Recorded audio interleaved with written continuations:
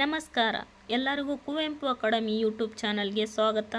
ಈ ದಿನದ ವಿಷಯ ಏನು ಅಂದರೆ, ನಮ್ಮ ರಾಜ್ಯದಲ್ಲಿ ಈಗ ತುಂಬಾ ಸುದ್ದಿಯಲ್ಲಿ ಕಂಡು ಬರ್ತಾ ಇರತಕ್ಕಂಥದ್ದು ಒಳ ಮೀಸಲಾತಿಯ ಕುರಿತು. ಈ ವಿಷಯದ ಬಗ್ಗೆ ಇವತ್ತು ನೋಡೋಣ.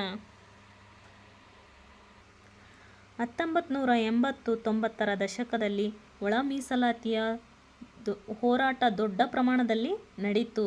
ಪರಿಶಿಷ್ಟ ಜಾತಿಯೊಳಗಿನ ಹಲವು ಸಶಕ್ತ ಜಾತಿಗಳು ಹೆಚ್ಚಿನ ಪ್ರಮಾಣದಲ್ಲಿ ಮೀಸಲಾತಿಯನ್ನು ಪಡಿತಾ ಇವೆ. ದುರ್ಬಲರು ಮೀಸಲಾತಿ ಪ್ರಯೋಜನಗಳಿಂದ ತುಂಬ ದೂರನೇ ಉಳಿದುಕೊಂಡು ಬಿಟ್ಟಿದ್ದಾರೆ. ಇದು ಮೀಸಲಾತಿಯೊಳಗಿನ ಜಾತಿಗಳಲ್ಲಿ ಅಸಮಾನತೆಯನ್ನು ಸೃಷ್ಟಿ ಮಾಡಿದೆ. ಜನಸಂಖ್ಯೆಗೆ ಅನುಗುಣವಾಗಿ ಮೀಸಲಾತಿ ಪ್ರಮಾಣದ ಒಳಹಂಚಿಕೆ ಆಗಬೇಕು ಅನ್ನೋ ಬೇಡಿಕೆ ಈ ಸಮಯದಲ್ಲಿ ವ್ಯಾಪಕವಾಗಿ ಆಯಿತು. ಅನೇಕ ರಾಜ್ಯ ಸರ್ಕಾರಗಳು ಈ ವಿಷಯವನ್ನು ಪರಿಶೀಲಿಸಲು ನ್ಯಾಯಾಧೀಶರ ಆಯೋಗಗಳನ್ನು ರಚಿಸಿದವು. ಅದರಲ್ಲಿ ಮೊದಲನೆಯದಾಗಿ ಪಂಜಾಬ್ ಸಂವೇದನೆಯನ್ನು ಪ್ರಕಟಿಸಿತು. ನಂತರ ಹರಿಯಾಣ, ಯುಪಿ, ಬಿಹಾರ್, ಅಖಂಡ ರಾಜ್ಯವಾದಂಥ ಆಂಧ್ರ ಪ್ರದೇಶ ಎಲ್ಲವೂ ನ್ಯಾಯಾಧೀಶರ ಆಯೋಗಗಳನ್ನು ರಚಿಸಿ ಒಳ ಮೀಸಲಾತಿಗಳನ್ನು ಅಳವಡಿಕೆ ಮಾಡಿಕೊಂಡಿತು. ಹಾಗಾದರೆ ಈ ಒಳ ಮೀಸಲಾತಿ ಅಂತಕ್ಕಂಥದ್ದೇನು? ಸುಪ್ರೀಂ ಕೋರ್ಟ್ನ ಪ್ರಕಾರ ಏನು ಅಂದರೆ, ಒಳ ಮೀಸಲಾತಿ ಅಂದರೆ ಮೀಸಲಾತಿಯಲ್ಲಿಯೇ ಮತ್ತೊಂದು ಹಂತದ ಮೀಸಲಾತಿಯನ್ನು ಜಾರಿಗೆ ತರುವಂಥದ್ದು. ಒಂದು ನಿರ್ದಿಷ್ಟ ವರ್ಗದೊಳಗೆ ಇರುವಂಥ ಉಪವರ್ಗಗಳಿಗೆ ಸಾಮಾಜಿಕ ಮತ್ತು ಆರ್ಥಿಕವಾಗಿ ಹಿಂದುಳಿದಿರ್ತಕ್ಕಂಥ ವರ್ಗಗಳನ್ನು ಆಧರಿಸಿ ಮೀಸಲಾತಿಯನ್ನು ಹಂಚಿಕೆ ಮಾಡುವಂಥದ್ದು ಒಳ ಮೀಸಲಾತಿಯಾಗಿದೆ. ಭಾರತದಲ್ಲಿ ಮೀಸಲಾತಿ ವ್ಯವಸ್ಥೆಯು ಸಾಮಾಜಿಕ ನ್ಯಾಯವನ್ನು ಖಚಿತಪಡಿಸಿಕೊಳ್ಳುವುದು ಮತ್ತು ಐತಿಹಾಸಿಕವಾಗಿ ತುಳಿತಕ್ಕೊಳಗಾದಂಥ ಸಮುದಾಯಗಳಿಗೆ ಸಮಾನ ಅವಕಾಶಗಳನ್ನು ಒದಗಿಸಲು ಜಾರಿಗೆ ತರಲಾಗಿದೆ. ಆದಾಗ್ಯೂ ಮೀಸಲಾತಿ ವ್ಯವಸ್ಥೆಯು ಕೆಲವು ನ್ಯೂನತೆಗಳನ್ನು ಹೊಂದಿದೆ. ನಮ್ಮ ರಾಜ್ಯದಲ್ಲಿ ಇರ್ತಕ್ಕಂಥ ಪರಿಶಿಷ್ಟ ಜಾತಿ ವರ್ಗದ ಇನ್ನೂ ಹಲವಾರು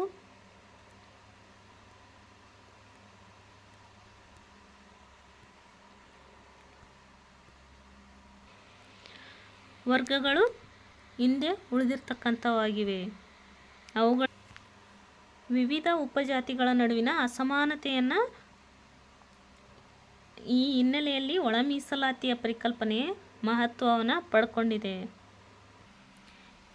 ಈ ಒಳ ಮೀಸಲಾತಿಯ ಅಗತ್ಯತೆ ಏನು ಅಂದರೆ, ಪರಿಶಿಷ್ಟ ಜಾತಿಗಳು ಮತ್ತು ಪರಿಶಿಷ್ಟ ಪಂಗಡಗಳಂಥ ವಿಶಾಲವಾದ ವರ್ಗಗಳಲ್ಲಿ ಕೆಲವು ಉಪಜಾತಿಗಳು ಇತರರಿಗಿಂತ ಹೆಚ್ಚು ಸೌಲಭ್ಯಗಳನ್ನು ಪಡೆದುಕೊಳ್ತಿವೆ. ಇದರಿಂದಾಗಿ ನಿಜವಾಗಿಯೂ ಹಿಂದುಳಿದಿರತಕ್ಕಂಥ ಉಪಜಾತಿಗಳು ಮೀಸಲಾತಿಯ ಪ್ರಯೋಜನಗಳಿಂದ ವಂಚಿತವಾಗ್ತಿವೆ.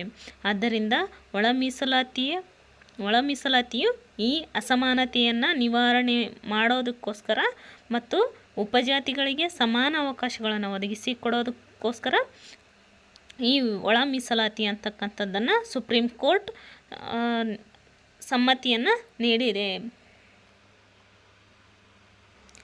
ಈ ಒಳ ಮೀಸಲಾತಿ ಜಾರಿಯಾದರೆ ಇಂತಹ ಹಿಂದುಳಿದ ಸಮುದಾಯಗಳಿಗೆ ಸಾಮಾಜಿಕ ನ್ಯಾಯವನ್ನು ದೊರಕಿಸಿಕೊಟ್ಟಂತಾಗುತ್ತೆ. ಒಳ ಮೀಸಲಾತಿಯ ವ್ಯವಸ್ಥೆಯ ಪರಿಣಾಮಕಾರಿತ್ವವನ್ನು ಹೆಚ್ಚಿಸತಕ್ಕಂಥದ್ದಾಗಿದೆ. ಇದು ನಿಜವಾದ ಫಲಾನುಭವಿಗಳಿಗೆ ಮೀಸಲಾತಿಯ ಪ್ರಯೋಜನವನ್ನು ತಲುಪಿಸಲು ಸಹಾಯ ಮಾಡುತ್ತೆ. ಇದರಿಂದ ಆ ಸಮುದಾಯಗಳ ಅಭಿವೃದ್ಧಿಗೆ ಸಹಾಯವಾಗುತ್ತದೆ. ನಮ್ಮ ಕರ್ನಾಟಕ ರಾಜ್ಯದಲ್ಲಿ ಮೊದಲು ಸದಾಶಿವ ಆಯೋಗವನ್ನು ರಾಜ್ಯ ಸರ್ಕಾರ ರಚಿಸಿತ್ತು. ಆಯೋಗವು ಸಾಮಾಜಿಕ ಮತ್ತು ಆರ್ಥಿಕ ಸ್ಥಿತಿಗತಿಗಳ ಬಗ್ಗೆ ಅಧ್ಯಯನ ನಡೆಸಿ ಒಳ ಮೀಸಲಾತಿ ಜಾರಿಗೆ ಶಿಫಾರಸು ಕೂಡ ಮಾಡಿತ್ತು. ಆದರೆ ದುರದೃಷ್ಟವಶಾತ್ ಭಾಳಷ್ಟು ವಿರೋಧ ವ್ಯಕ್ತವಾದವು. ಆದ್ದರಿಂದ ಅದು ಜಾರಿಗೆ ಬರಲಿಲ್ಲ. ಆದರೂ ಇನ್ನೂ ಹಲವು ಉಪಜಾತಿಗಳು ವರದಿಯನ್ನು ಜಾರಿಗೆ ತರಲು ಹೋರಾಟ ನಡೆಸಿದವು. ಮುಖ್ಯವಾಗಿ ಮಾದಿಗ ಸಮುದಾಯ ಅಂತಕ್ಕಂಥದ್ದಾಗಿದೆ. ಇದರ ಫಲವಾಗಿ ಈಗ ನಮ್ಮ ರಾಜ್ಯದಲ್ಲಿ ಏಕಪೀಠ ಸದಸ್ಯತ್ವ ಆಯೋಗವನ್ನು ರಚಿಸಲಾಗಿದೆ. ಅದು ನಿವೃತ್ತ ನ್ಯಾಯಮೂರ್ತಿಗಳಾದಂತಹ ಎಚ್.ಎನ್. ನಾಗಮೋಹನ್ ದಾಸ್ ಅವರ ನೇತೃತ್ವದಲ್ಲಿ ಏಕಸದಸ್ಯ ಆಯೋಗವನ್ನು ರಚಿಸಲಾಗಿದೆ. ಮಾದಿಗ ದಂಡೋರ ಮೀಸಲಾತಿ ಹೋರಾಟಗಳ ಸಮಿತಿ 30 ವರ್ಷದ ಹೋರಾಟಕ್ಕೆ ಈಗ ನ್ಯಾಯ ಸಿಗುವಂಥ ಕಾಲ ಬಂದಂತಾಗಿದೆ. ನ್ಯಾಯಮೂರ್ತಿ ನಾಗಮೋಹನ್ ದಾಸ್ ಅವರ ಏಕ ಸದಸ್ಯ ಸಮಿತಿಯು ಈಗ 2 ತಿಂಗಳ ಕಾಲ ಅಂದರೆ 60 ದಿನಗಳ ಕಾಲ ಜನಸಂಖ್ಯೆಯ ಆಧಾರದ ಮೇಲೆ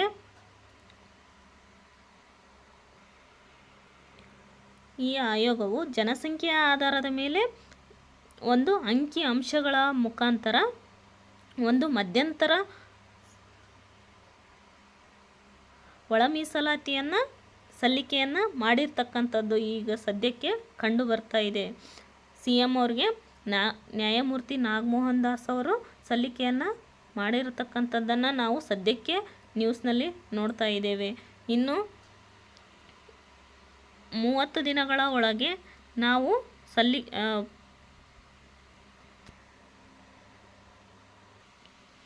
ತೀರ್ಪನ್ನು ನೀಡಲಾಗುತ್ತೆ ಅಂತಕ್ಕಂಥದ್ದನ್ನು ವಿವರಣೆಯನ್ನು ನೀಡಿದ್ದಾರೆ. ಈ ವಿಷಯವಾಗಿ ನಮ್ಮ ರಾಜ್ಯ ಸರ್ಕಾರ ನಿರ್ಧಾರವನ್ನು ತಿಳಿಸಬೇಕಾಗಿದೆ.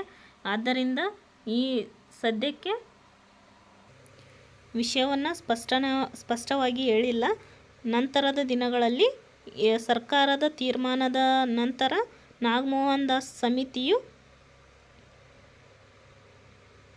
ಒಳ ಮೀಸಲಾತಿಯ ಸಂಪೂರ್ಣ ಮಾಹಿತಿಯನ್ನು ಕೊಡುತ್ತೆ ಅಂತ ಹೇಳ್ಬೋದು. ಇಷ್ಟು ಸದ್ಯಕ್ಕೆ ನಮ್ಮ ರಾಜ್ಯದಲ್ಲಿ ನಡೀತಿರ್ತಕ್ಕಂಥ ಒಳ ಮೀಸಲಾತಿಯ ಕುರಿತಾದಂಥ ಮಾಹಿತಿಯಾಗಿದೆ. ಇದೇ ತರಹದ ಇನ್ನೂ ಹಲವಾರು ಮಾಹಿತಿಗಳ ವಿವರಣೆ ಬೇಕಾದಲ್ಲಿ ನಮ್ಮ ಕುವೆಂಪು ಅಕಾಡೆಮಿ ಯೂಟ್ಯೂಬ್ ಚಾನಲ್ಗೆ ಸಬ್ಸ್ಕ್ರೈಬ್ ಮಾಡಿ, ಹಾಗೆ ಲೈಕನ್ನು ನೀಡಿ ಅಂತ ಹೇಳ್ತಾ ಈ ಮಾಹಿತಿಯನ್ನು ಇಷ್ಟು ಹೇಳ್ತಾ ಎಲ್ಲರಿಗೂ ಧನ್ಯವಾದಗಳನ್ನು ತಿಳಿಸ್ತೇನೆ.